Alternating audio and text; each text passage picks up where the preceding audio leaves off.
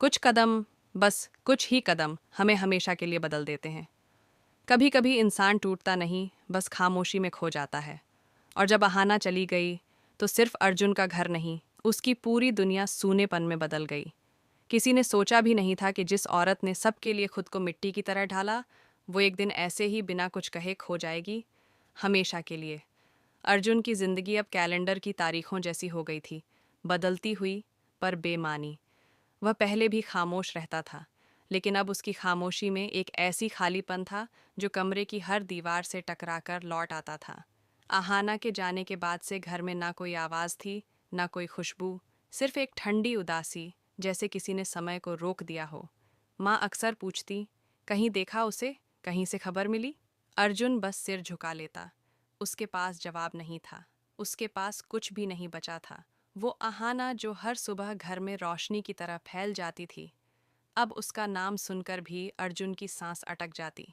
दोनों की शादी अपनी जगह पर थी, पर उनकी दुनिया कभी आसान नहीं थी। जिम्मेदारियां, हादसे, दर्द, सब ने मिलकर उन्हें अलग दिशाओं में धकेल दिया था। लेकिन एक बात अर्जुन अब समझ चुका था, अहाना उसकी ताकत नहीं, उसकी ज़रूरत थी। और यही बात शायद उसे सबसे ज़्यादा सताती थी। उस शाम की याद जब अहाना आखिरी बार उससे मिली थी, अभी भी उसकी आंखों में ताज़ा थी। हथेलियों पर मिट्टी लगी हुई थी, चेहरा थका हुआ था, लेकिन आंखों में वही चमक, वही जिद जो उसे हमेशा आगे बढ़ाती थी। उसने धीरे से कहा था, अर्जुन, अगर एक दिन मैं चली जाऊं तो क्या तुम टूट जाओगे? अर्जुन ने हंसकर टाल दिया था, पागल हो क्या, तुम जाओगी कहाँ? लेकिन शायद वही आखिरी बार था जब अर्जुन ने उसे मुस्कुराते देखा। उस रात वह बिना बताए घर से निकल गई, किसी से कुछ नहीं कहा, न कोई शिकायत, न कोई तकरार, बस एक चिट्ठी तक नहीं छोड़ गई, जैसे उसने अपने अस्तित्व को भी मिटा दिया हो। पुलिस ने कहा, सर्च जारी है, पर अर्जुन जानता था, अहाना कहीं खोई नहीं थी, वह सिर्फ मानी दूर की चली बनाएंगे गई सुलह थी। का फिर ਅੱਜ ਮੈਂ ਸੁਣਿਆ इतनी ਸੁलह दूर ਕਰਨ ਆਏ ਸੀ कि ਮੁੰਡੇ अब शायद ਕੁਛ ਨਹੀਂ लौटना ਪਹਿਲੇ ਉਹਨਾਂ चाहे ਨੂੰ भी ਕੀੜਾ ਸੀ, लौट ਹੁਣ ना ਭਾਈ पाए। ਇੰਨਾ ਤਲਕ दिन ਗਨਾਇਆ बीतते ਵੀ गए, ਉਹਨਾਂ ਨੇ, ਹੁਣ 80 ਤਲਕ अहाना की ਗਨਾਣ बनाई ਲੱਗੇ ਆ हुई ਤੇ ਉਹਦੇ ਵੱਡੇ मूर्तियां ਕਹਿ ਰਹੇ ਨੇ घर के कोनों ਸਾਡੀਆਂ में ਚਿੱਟੀਆਂ कैसे ਦਾੜੀਆਂ ਦਾ ਲਿਹਾਜ਼ ਕਰ ਲੈ। ਉੱਤੇ ਪਤਾ ਕਿੱਦਾਂ ਰੂਲ ਹੁੰਦਾ ਨਹੀਂ, ਸਾਨੂੰ ਰੋਕਣੇ ਨੂੰ ਮੂਹਰੇ ਕੋਈ ਕਾਨੂੰਨ ਹੁੰਦਾ ਨਹੀਂ, ਮੋਢਿਆਂ ਤੇ ਭਾਰ ਕਾਮਯਾਬੀ ਪੱਕੀ ਆ ਬੋਲਾਂ सोचता, क्या उसे थाम लेता तो ये सब न होता? क्या उसके टूटने की आवाज़ उसने कभी सुनी ही नहीं? या अहाना ने सब कुछ सहते सहते खुद को इतना थका लिया कि लौटने की हिम्मत ही खत्म हो गई? अर्जुन के लिए हर दिन एक सवाल था, हर रात एक सज्जा। वह अपनी व्हील चेयर को धीरे धीरे खिड़की तक ले जाता और देखता, शायद अहाना लौट आए, शायद वो दरवाजे पर खड़ी हो। पर दरवाजे खुले भी रहते तो सिर्फ हवा आती और साइलेंस, वो खामोशी जो उसकी रूह तक को तकलीफन देती। घर के लोगों को अब डर लगने लगा था। अर्जुन खोता जा रहा था, काम पर जाना बंद, खाना कम, नींद लगभग गायब। डॉक्टरों ने कहा, ट्रॉमा है। माँ ने कहा, पाप है जो अपनी बीवी को संभाल नहीं पाया।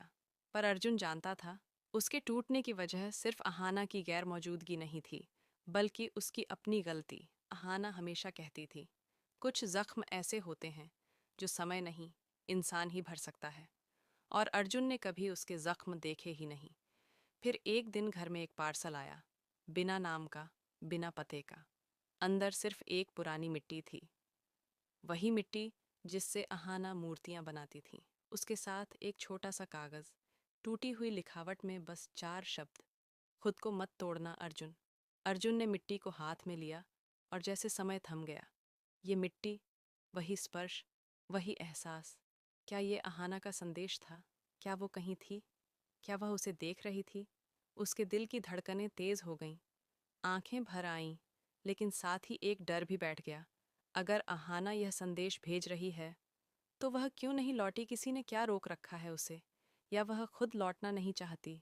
उस रात अर्जुन सो नहीं पाया। हर सवाल एक चोट की तरह लगा।